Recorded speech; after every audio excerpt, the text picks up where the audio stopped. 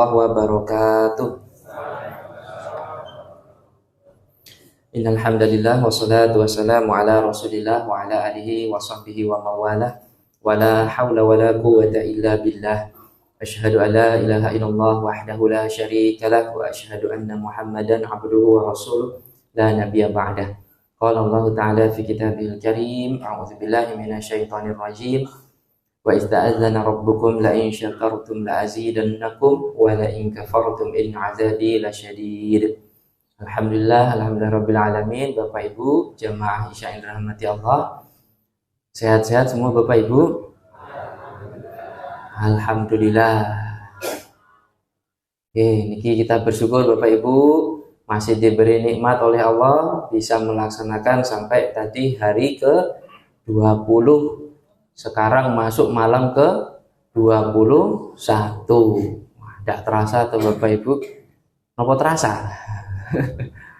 Ternyata kita sudah masuk 10 hari yang terakhir.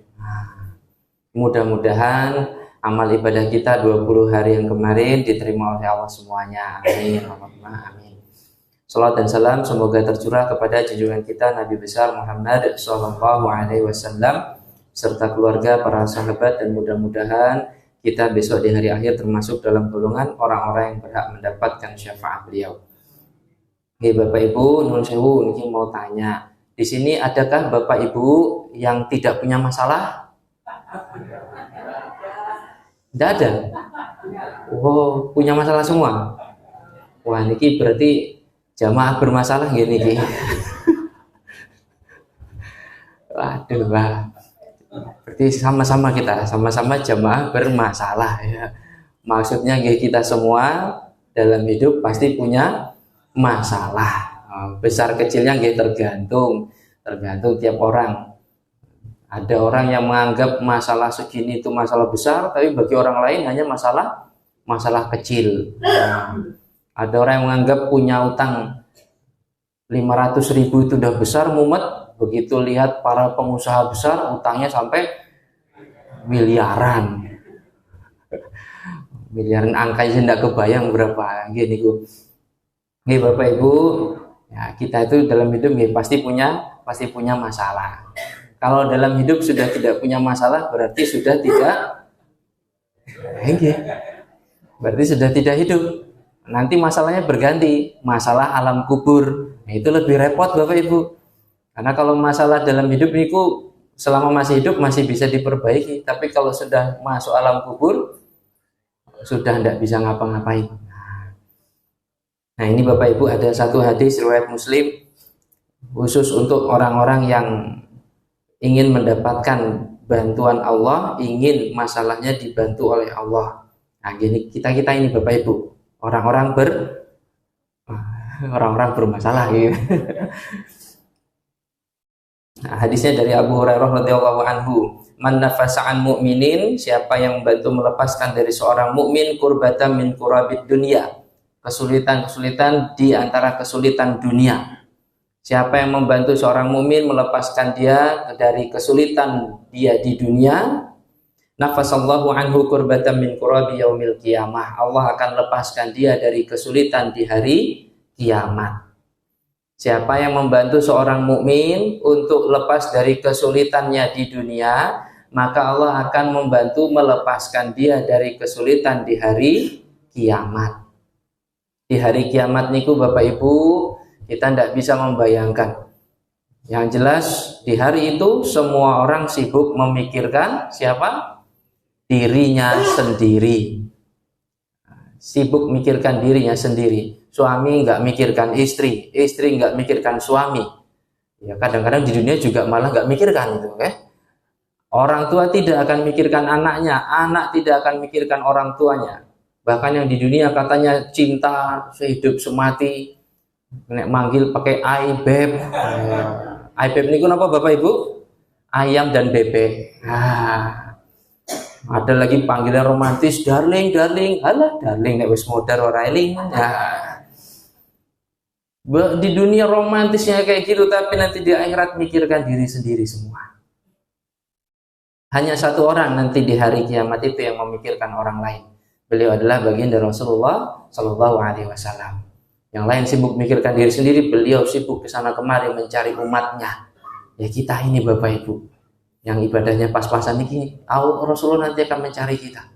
Maka banyak-banyak sholawat kepada beliau. Allahumma sholli ala sayyidina Muhammad wa ala alihi.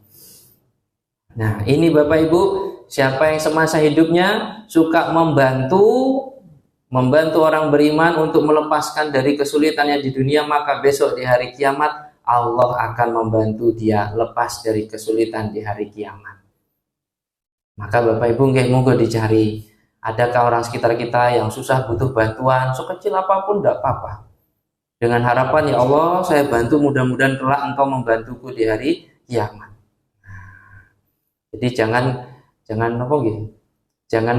terlalu perhitungan kalau membantu orang. Habis bantu, aku tadi udah bantu kayak gini loh, besok diganti balik yo bantu. Waduh. Jangan. Jadi niatkan saja, ini siapa tahu ada yang susah kita bantu.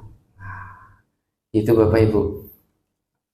Apalagi besok ya niki nuwun sewu, habis Syawal, bulan Zulqa'dah, Zulhijjah. Biasanya musim banyak orang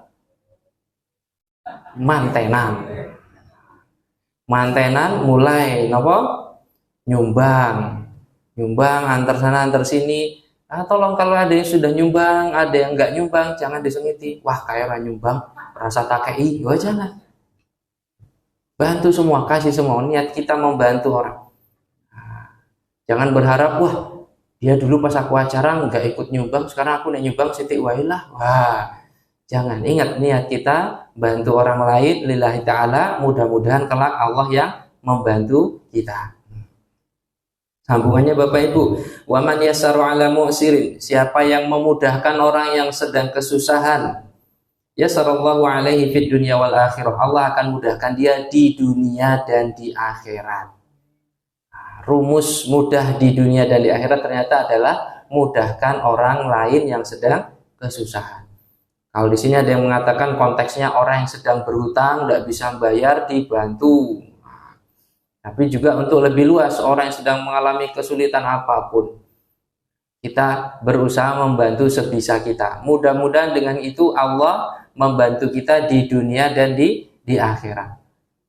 Maka pikirkan dan bantu orang lain, maka Allah yang akan memikirkan dan membantu urusan kita. Jadi Bapak Ibu, apa yang bisa kita bantu orang lain? Tetangga kita sedang butuh apakah gitu, ada yang kesusahan, kita bisanya apa kita bantu. Wah, tidak bisa bantu, tidak bisa ngapa-ngapain, ya sudah, minimal bantuan paling minimal adalah doakan. Kalau doakan juga susah, minimal tidak usah komentar yang aneh-aneh. Gitu kan Bapak Ibu, sudah nggak membantu, nggak doakan, malah nyinyirin, komentar, wah ini, wow, aduh. Kalau kita tidak bisa memberikan bantuan, tidak bisa memberikan solusi, setidaknya jangan nambahi masalah. Nah, kenapa? Hati-hati ya, karena yang ketiga ini, waman satara musliman, siapa yang menutupi aib seorang muslim, satarahullahu fid dunya wal akhirah, Allah akan tutupi aibnya di dunia dan di akhirat. Nah, Bapak Ibu, siapa yang menutup aib seorang muslim, Allah akan tutup aibnya di dunia dan di akhirat. Kita tadi semua punya masalah, kita juga punya aib, kita punya keburukan masing-masing. Apakah kita mau keburukan kita diketahui orang lain? Tidak ada yang mau. Maka caranya adalah kalau kita tahu orang lain punya keburukan, punya aib,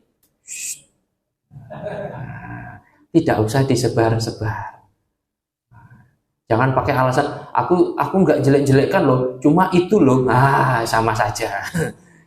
Jadi sudah, kalau kita tahu tetangga kita punya aib, punya keburukan, stop di kita. Jangan kita sebarkan ke orang lain. Kalau aibnya sudah kadung tersebar, maka jangan sampai kita menjadi salah satu tim penyebarnya. Maka itu Bapak Ibu, karena sesungguhnya Bapak Ibu, kita ini, setiap kita itu punya aib. Dan sungguh Bapak Ibu, ada ulama yang berkata, seandainya dosa itu punya bau, punya aroma busuk, maka pasti tidak akan ada orang yang mau duduk dekat dengan kita. karena dosa kita ini masih banyak. Maka Bapak Ibu, kalau sampai hari ini ada orang yang mau duduk dekat kita, ada orang yang mau ngobrol sama kita, ada orang yang mau mendengarkan kita, ada orang yang masih menghormati kita, nuwun sewu Bapak Ibu, itu bukan karena pintarnya kita, bukan karena hebatnya kita, bukan karena solehnya kita, bukan karena alimnya kita, tetapi itu karena Allah masih menutup aib kita. Begitu Allah membongkar aib kita, satu saja, na'udzubillah, itu bisa selesai wassalam Bapak Ibu. Banyak contohnya kan, public figure terkenal, begitu ketahuan aibnya dibongkar, satu saja, ceger, wah, orderannya hilang, dimusuhi se-Indonesia, di internet diejek-ejek semua, padahal yang terbongkar baru satu. Nah, maka kita hati-hati. Bagaimana caranya supaya kita tidak terbongkar aibnya? Salah satunya adalah tadi, tutupi aib orang lain. Nah, alhamdulillah, sepertinya Bapak Ibu di sini termasuk orang-orang yang tidak suka menyebarkan aib orang lain. Nggih, mboten Bapak Ibu? Loh, kok sepi niki? Bahaya ini, khawatir saya. Betul tuh Bapak Ibu tidak suka menyebarkan aib orang lain tuh Bapak Ibu di sini kan? Ya, di sini Mas, di sini. Ya, gitu Bapak Ibu. Mudah-mudahan tadi sekali lagi, siapa yang membantu seorang mukmin lepas dari kesulitannya di dunia, maka kelak Allah akan membantu dia untuk lepas dari kesulitan di hari kiamat. Siapa yang memudahkan orang yang sedang kesusahan, maka Allah akan mudahkan hidupnya di dunia dan di akhirat. Siapa yang menutupi aib seorang muslim, maka Allah akan menutup aibnya di dunia dan di akhirat.